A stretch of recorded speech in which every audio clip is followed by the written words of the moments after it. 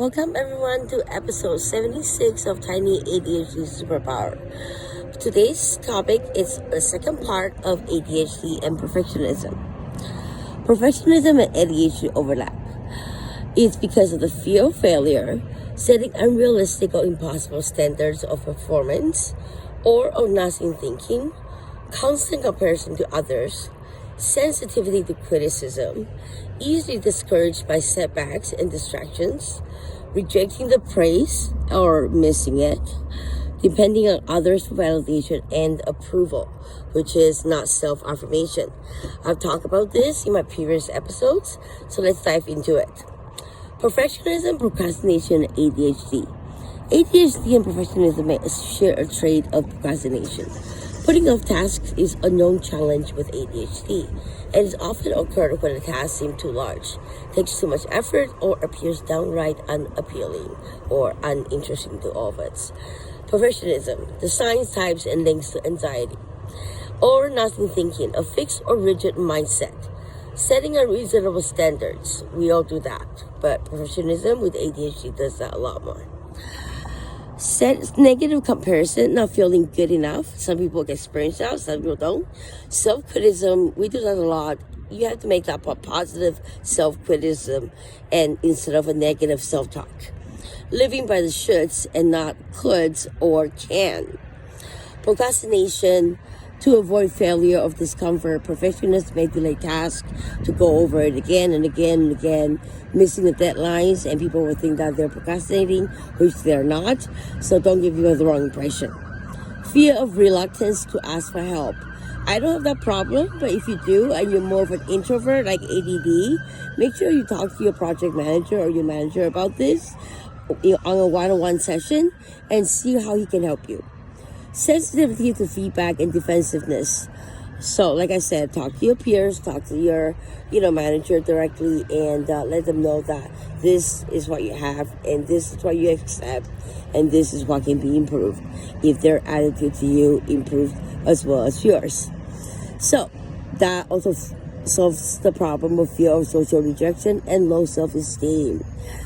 These manifestations may be associated with any of the three main types of perfectionism identified, which I did that on my last episodes.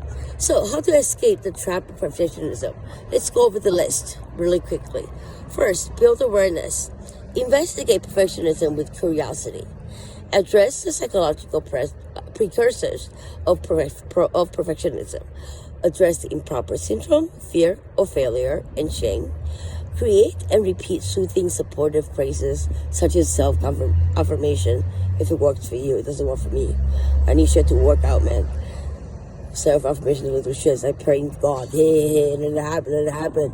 It ain't gonna happen by itself. Shift your focus. Second one, sorry. Pay attention to what's working instead of isn't. Learn to enjoy small achievements as much as big ones. Stop comparing yourself inside to people's outside.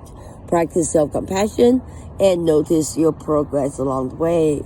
Number 3, accept mistakes. Know that learning and making mistakes, trial and error, are an essential part of the living. Practice self-compassion again and notice your progress. 4, receive feedback with grace. Feedback is a fundamental part of life, so receive it with grace. Use reflective listening to deflect an overly emotional response. So wait for a few days or 24 to 48 hours before you respond. Determine if there is a truth to what you hear, and acknowledge feedback can be accountable without accepting unnecessary blame. I wouldn't say blame, I would say criticism. Number 5, set realistic goals. Use your own compass to determine what's possible. Set limits if you're unsure about meeting a request.